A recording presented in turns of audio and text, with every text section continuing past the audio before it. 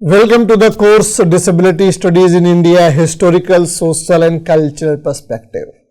In this module, we are talking about theories and models of disability. So, we have already covered social model, cultural model, other kind of a model, medical, so on and so forth, all they are associated with disability. But what I am more concerned, what I wanted to tell you is theories of disability. They are extremely significant to understand how to conceptualize disability, right? So far what we looked, what is the definition of disability, right? How people understand disability, how people with disabilities look at themselves.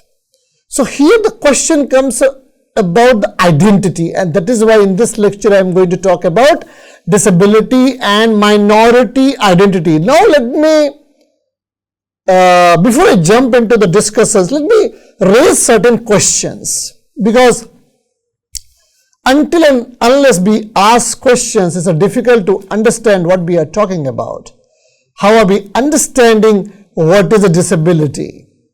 For example, when we are saying disability and minority identity, the first question that you should ask yourself, or to me, or to in the classrooms, let's say for example, if we are sitting in the classroom, how come disability is going to align with minority identity?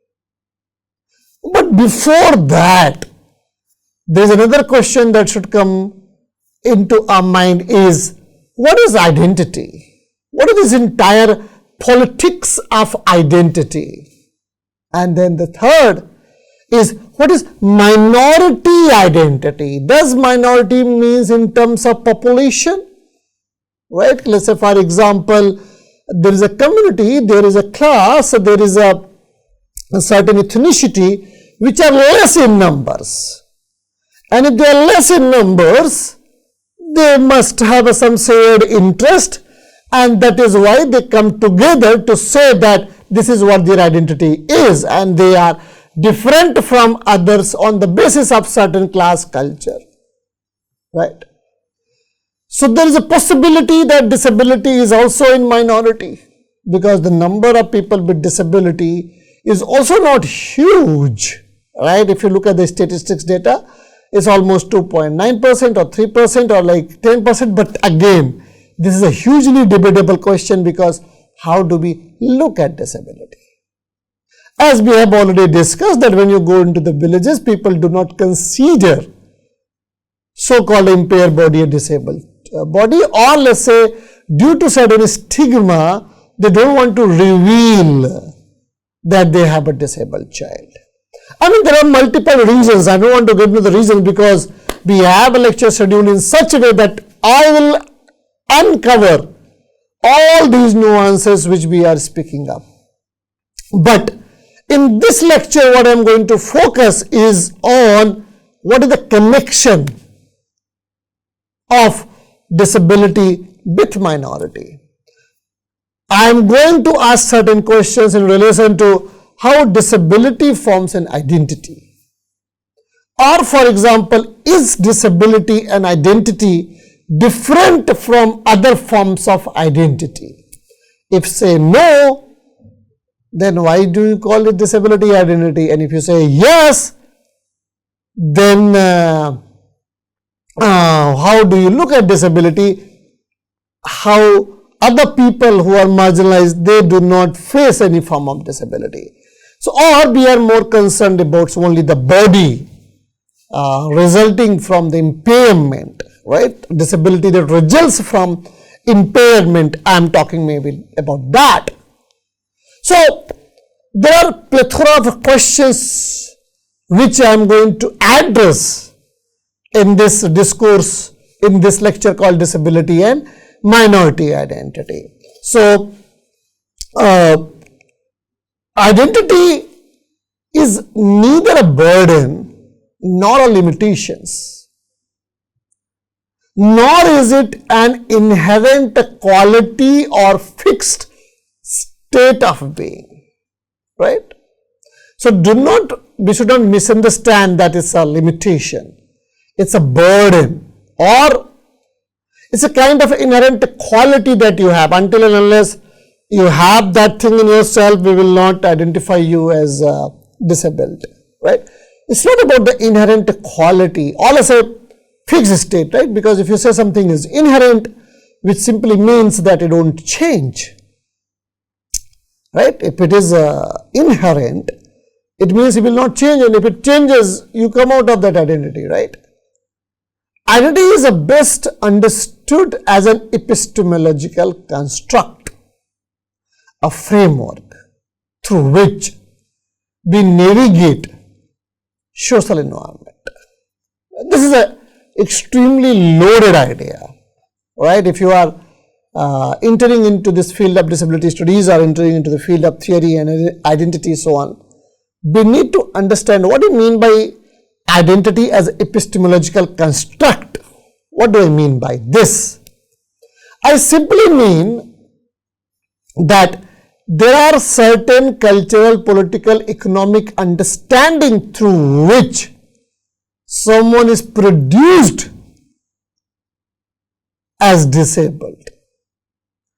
And when I say that, it's a kind of a framework given that through which you navigate social environment. So let's say, for example, a person who is impaired, how will he fight for his rights?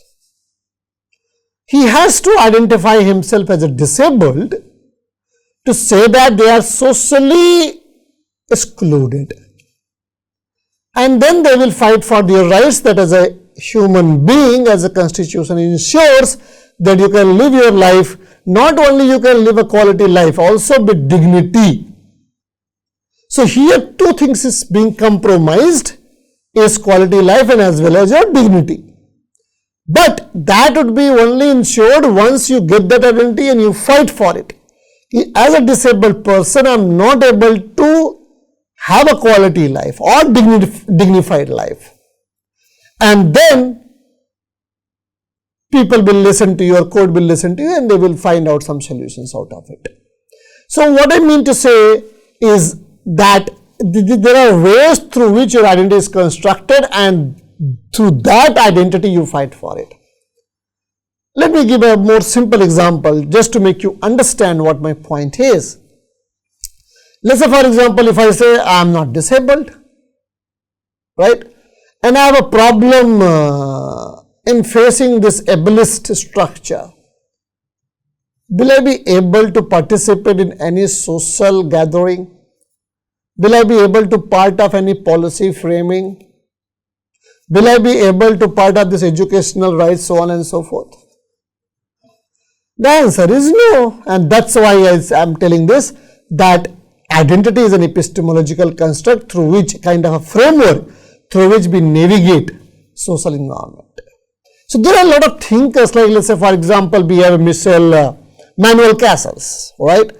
He describes identity as a shared meaning, that individual internalize, shared meaning for the purpose of social action. So there are people who come together and they all say that they are discriminated on the basis of this, and then they are going to protest or they are going to fight for their rights. So it's like shared meaning, and which you internalize, right?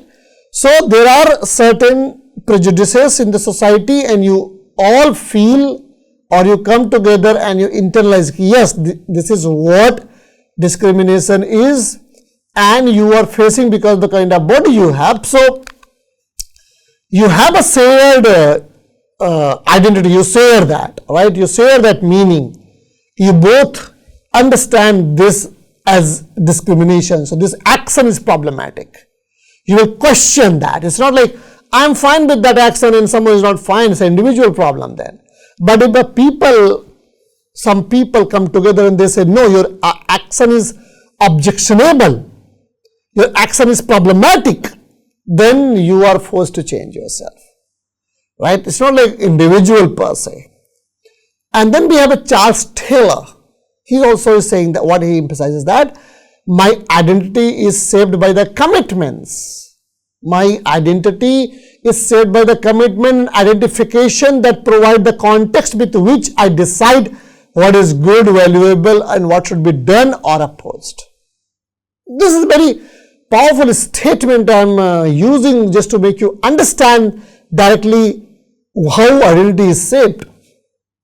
It's like, how do you identify yourself? Like, if suppose I identify myself as a Indian, let's say my identity is Indian, not in terms of geographical, in terms of cultural, right? So then only I will understand what is good, because the idea of a good is also abstract. It's not concrete, it's not given. It's a given to you. You internalize it. So when you see that your culture is being respected, you like it, that's a good institution, right? It's a good institution because you can watch your movies here, your language is respected, your religion is respected, your culture is respected, so you feel that's a good thing. But if suppose I don't identify myself as an Indian, if there is no Indian songs, there is no respect for Indian songs, I may not feel bad. Or if it is not there, I may not feel isolated. So the idea of a good is very much related to kind of identity or community you belong to. Valuable, right? Even your choice of eating food, right? Let's say, for example, if you go to a place and then they serve you, suppose you are in abroad, and they serve you Indian food, you feel valued because they are serving your food, the identity you belong to, Indian, right? So this is what it says, that you feel valuable. So this is what Charles Taylor is talking about, that my identity is shaped by the commitments and identification that provide the context within which I decide what is good, valuable, and what should be done or opposed. We also have a person called Elkoff. He also says that identity is not simply something given to an individual or group, but a way of inhabiting, interpreting, working through, both collectively and individually, an objective social location through and group history. So it's not that like it's available in the market, you go and get it, right? It's not that it's outside there, but it's generally mean to say that how do you inhabit, how do you interpret something, and then you feel aligned. And that is why in the further discussion, you will notice that how I am bringing the idea of disability identity, how it is being interpreted, why women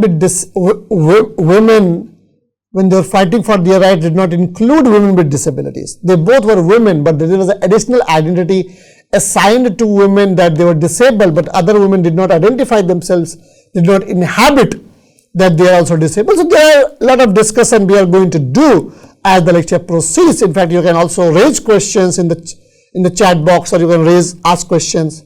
I'll be happy to explain to you everything in detail. But for now, what we need to think is that these are the thinkers, they consider identity as a theory-laden construct rather than as merely a social product. It encapsulates knowledge for social life, although not always the most reliable or useful knowledge, right? Because identity is not a structure that defines a person's pure individuality or inner essence. Because whatever the idea that we got, it's all said that epistemological construct, it's outside, you inhabit it, but nowhere it was identified that there is something which is talking about that a person's pure individuality, or something that is with this body itself, inner essence, rather the means by which a person aligns with and becomes identified through a network of social narratives.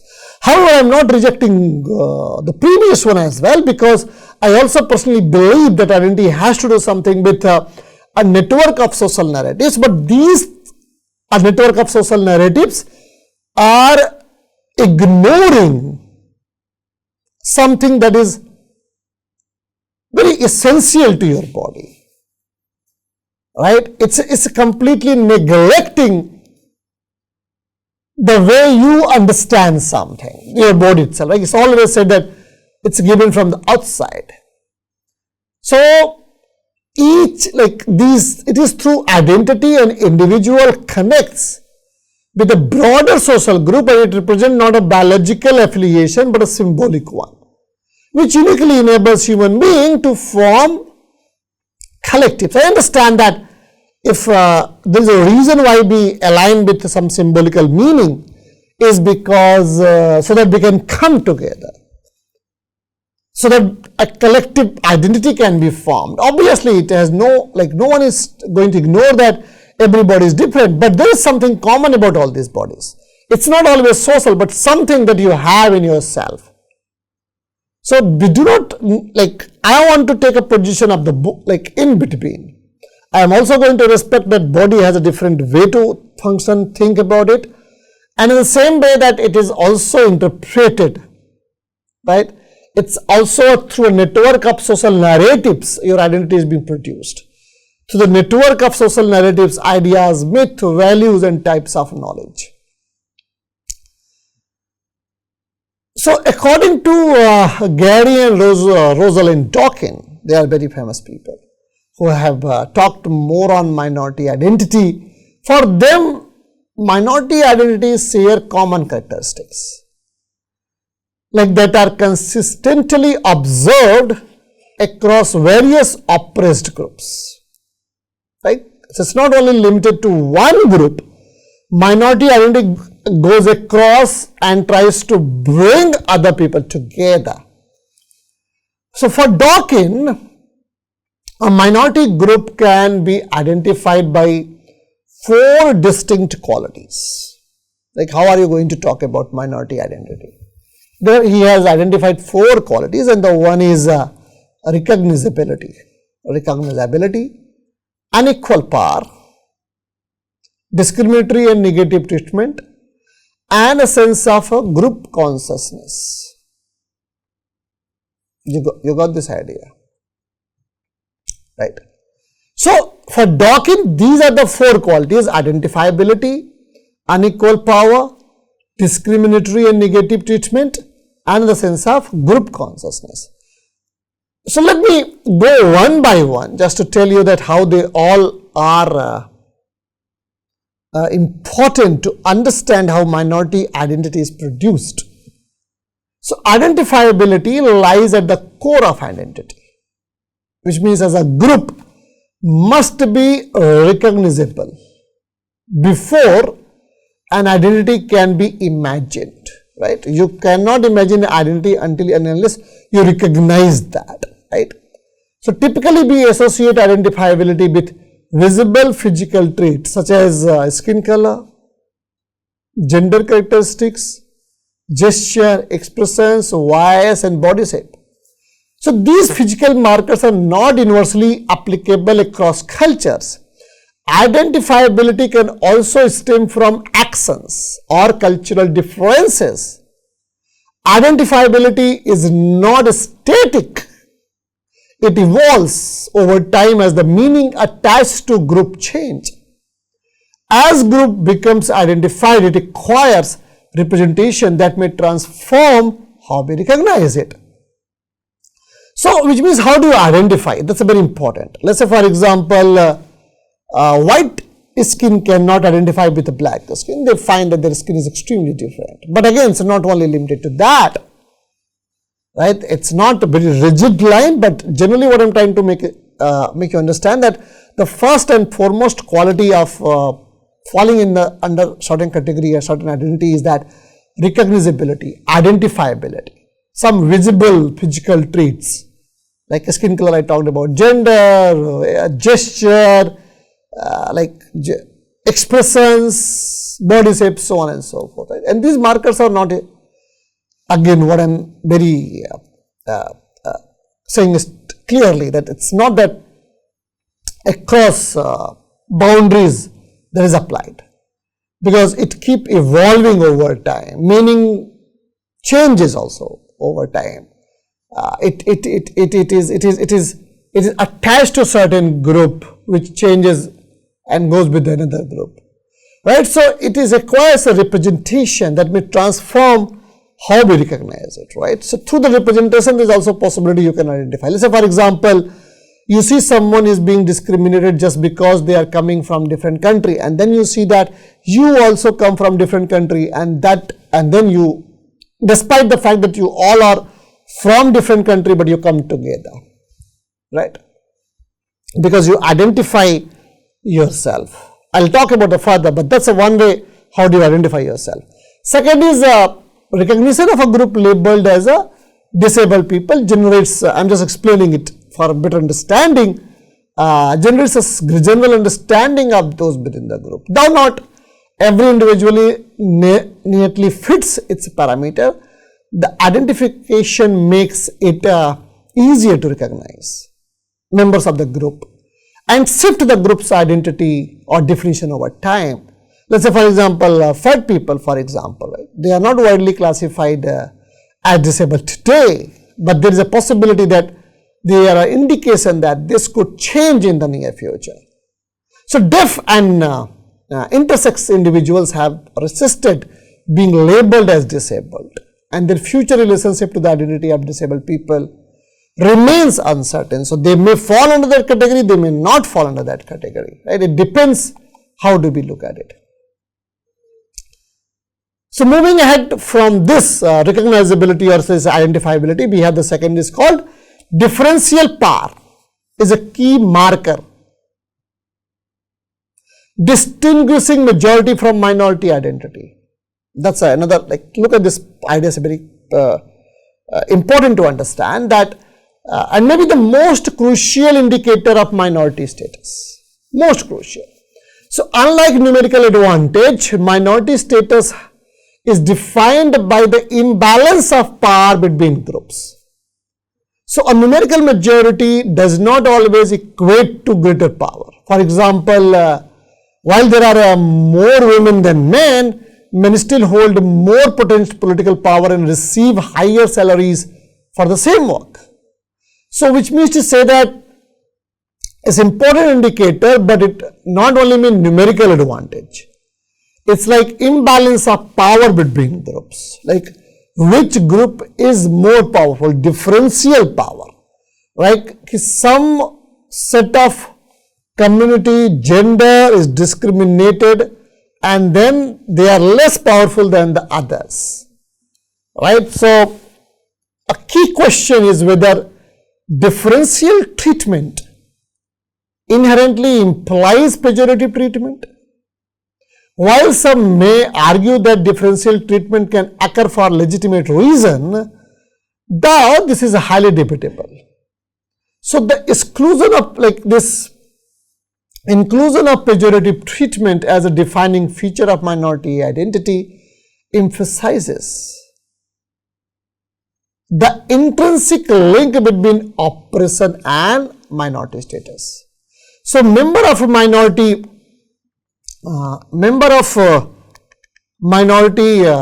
group experience both differential and pejorative treatment as a direct consequence of their marginalized position. And this treatment impacts their economic standing, cultural recognition, educational opportunities and civil rights. Often discrimination in the form of pejorative treatment becomes the central focus of identity politics, where marginalized groups actively protest their unjust and inferior status by forming political action movement. I just explain this so that you can understand why it is important in defining identity. So the rise of identity politics stems from a new epistemological perspectives. While not all group protest against discrimination, there are historical instances of a group accepting and even defending their inferior status. The shift to a protest stance requires a reevaluation of the belief that justified discriminatory behavior. As a sense of inequity becomes embedded in the consciousness of minority identities, individuals reject the rationalization for their unequal treatment. So those protesting against injustice begin to formulate new theory that challenge the majority's views, not just about themselves but about the societal structures that supports pejorative behavior. They develop strategies to represent and resist the stereotypes, violence and discrimination that perpetuate their oppression. Through the process, individuals from a new minority identity transitioning from internalized colonization to a collective group awareness focused on challenging and overturning systematic injustice. So, group awareness becomes another important part which goes beyond mere group identifiability. So, it refers to the shared understanding of common goals that can be achieved through collective action. It also involves the recognition that differential and pejorative treatment is unjustified and rooted in societal misconception about the minority group. So this awareness is not just a form of self-consciousness but a deeper epistemological stance embedded in the group identity. It is this identity that initially draws unjust treatment toward people, as it is often constructed around false claims and stereotypes. Resistance to these misconceptions is developed collectively with members of the minority group challenging and critiquing the dominant narratives and knowledge system that perpetuate their oppression. So, what I wanted to let you know here that the group awareness is going beyond to the identifiability or recognizability or lesser differential power, right? It is talking about one step ahead, that how we have a deeper understanding of our identity. So when we are talking about this, what is important to understand, that whether we are aware about the politics behind discrimination or not. So let's look at the slide again.